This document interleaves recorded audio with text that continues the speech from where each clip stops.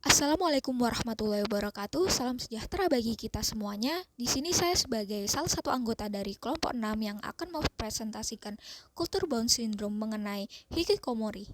Sebelumnya, perkenalkan kami dari kelompok 6 yang beranggotakan Alveini Ainun, Apriana Dewi, Onke Alvin, Sinta Dewi, dan Salma Mayang. Apa itu hikikomori? Hikikomori terdiri dari dua kata, yaitu hiki berarti menarik dan komori yang berarti menutup atau mengurung diri.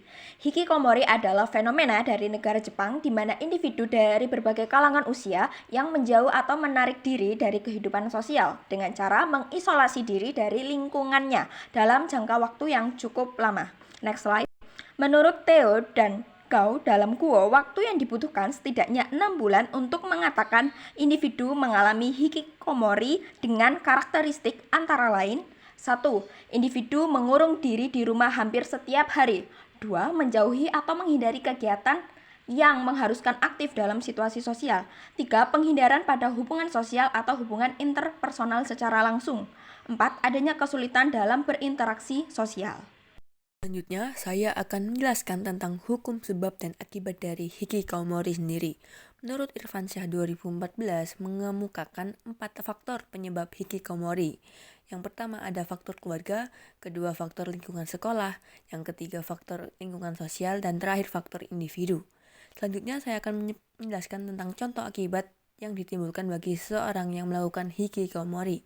Yang pertama ada takut pada orang lain, lalu gangguan obsesif kompulsif, yang ketiga ada insomnia dan pembalikan malam dan siang, yang keempat ada penarikan dalam rumah tangga, dan yang terakhir ada perasaan depresi. Adapun kasus yang kami ambil adalah kasus pada Mr. Kaye atau Mr. Kenji Yamase yang berumur 53 tahun, di mana beliau telah melakukan hikikomori selama kurang lebih 30 tahun. Awal di mana fenomena ini terjadi pada Mr. Y adalah dikarenakan beliau drop out dari perguruan tinggi di awal usia 20 tahun. Namun beliau telah mencoba untuk melamar pekerjaan di berbagai perusahaan namun tetap ditolak. Hingga pada usia yang senja di 53 tahun, beliau menggantungkan hidupnya pada ibunya yang berusia kurang lebih 80 tahun. Di sini saya akan menjelaskan mengenai analisis kasus yang berkaitan dengan konteks psikologi budaya dan sosial. Ditinjau dari kasus Mr. Y dapat digarisbawahi jika tekanan sosial, norma budaya, dan ekspektasi dapat mempengaruhi kesejahteraan mental individu. Yang mana poin ini sejalan dengan pendapat gue di tahun 2022 mengenai ketatnya budaya yang diterapkan oleh Jepang lewat nilai kolektivisme atau nilai berkelompok daripada nilai individualis, sehingga timbul tekanan dan stigma sosial yang menyebabkan ekspektasi yang tinggi pada setiap individu. Jika dibahas lebih lanjut, ekspektasi ini jika diterapkan pada kegagalan identitas sosial yang kita bentuk, maka akan terjadi fenomena dari hikikomori tadi. Adapun fokus pada kasus ini terdapat pada teori psikologi perkembangan Erik Erikson yang meliputi dua fase utama, yakni fase remaja adolesen usia 12 hingga 20 tahun.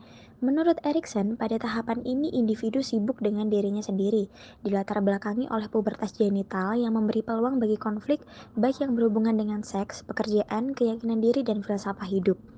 Erikson memaparkan bahwa dalam tahapan adolesen terdapat krisis psikososial yang meliputi identitas dan kekacauan identitas, di mana pada fase ini individu berjuang untuk mencari jati dirinya. Selanjutnya ada fase dewasa awal atau early adulthood, itu di 20-30 tahun. Jadi pengalaman dalam tahapan adolesen tadi dalam mencari identitas dibutuhkan individu untuk menyesuaikan identitas diri mereka sendiri dengan identitas individu lain. Krisis psikososial yang terjadi di fase dewasa awal adalah intimasi versus isolasi. Intimasi sendiri meliputi kompromi, komitmen, dan rasa saling percaya antara individu. Isolasi merupakan ketidakmampuan individu untuk bekerja sama atau percaya dengan orang lain. Efek dari isolasi dapat menyebabkan ketidakmampuan individu untuk memenuhi tanggung jawab sebagai orang dewasa dan kecenderungan untuk mengisolasi diri. Kaitannya dengan psikopatologi atau psikologi klinis, jadi ada 3 pendapat tentang hikikomori, yaitu hikikomori dapat dijelaskan dengan kriteria yang ada di DSM, kedua hikikomori bukan merupakan psikopatologi, dan ketiga hikikomori merupakan diagnosis baru. Ada beberapa gangguan jiwa yang dinilai mirip dengan perilaku hikikomori. Yang pertama ada skizofrenia dan gangguan psikotik. Perilaku yang mirip adalah gejala penarikan diri dari lingkungan atau pergaulan. Kemudian yang kedua, depresi. Dalam depresi terdapat gejala penarikan diri dengan perilaku suasana hati yang tertekan, penurunan motivasi dan aktivitas.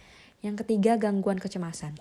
Ada beberapa kesamaan dengan salah satu culture bound syndrome yang ada di Jepang, yaitu Taijin Confucio, yaitu gangguan yang melibatkan rasa takut yang kuat terhadap orang lain. Dan Taijin Confucio telah teridentifikasi sebagai psikopatologi dalam DSM-5. Sekian paparan presentasi dari kelompok kami. Atas segala kesalahan dalam perkataan, kami ucapkan mohon maaf. Terima kasih.